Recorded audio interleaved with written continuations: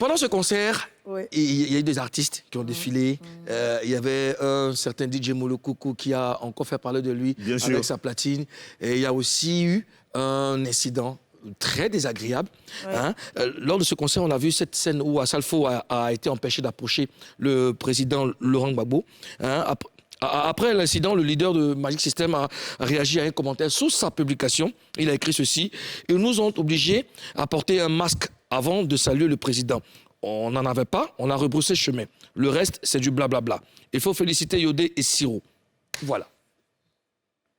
Alors, chers amis, c'est un buzz qui n'est pas passé inaperçu, tout le monde sait. Et je vais prendre vos différents avis. Aurélie, Ozone, Karina, quel commentaire vous faites par rapport à ça, Karina? Moi, je dirais que j'ai pas vraiment aimé qu'on retienne ça du concert de Yodé et Siro. Parce qu'ils ont fait une belle fête, le show était chaud, mais quand on finit, quand on veut parler du concert, on parle que de ça.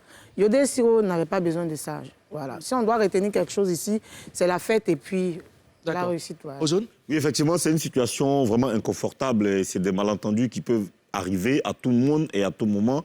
Voilà, comme Karina l'a dit, malheureusement, il y a eu du... Malheureusement, c'est le fait qui a été beaucoup relayé, plus relayé même sur les réseaux sociaux.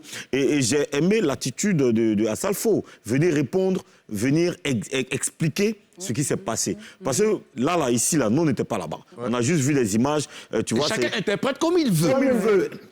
Et quand tu regardes la vidéo, on peut en déduire 1 million d'interprétations possibles, tu vois. Il y a des gens qui vont interpréter celui qui passe à côté, d'autres vont interpréter l'attitude de celui qui est à gauche en casquette, d'autres vont interpréter...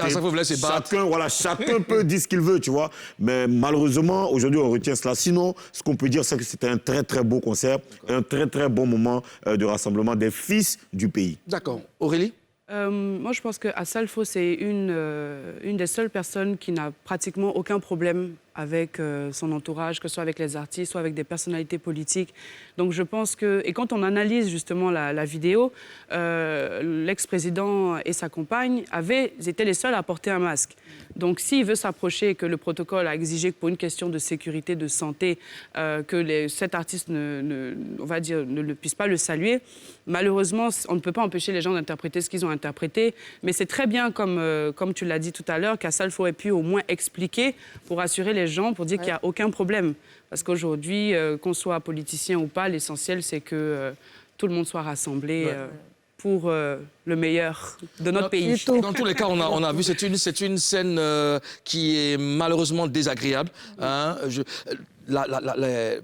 La garde rapprochée du président, je dis, les gardes de la sécurité font leur travail. Je ne sais pas s'ils ont reçu des instructions et tout.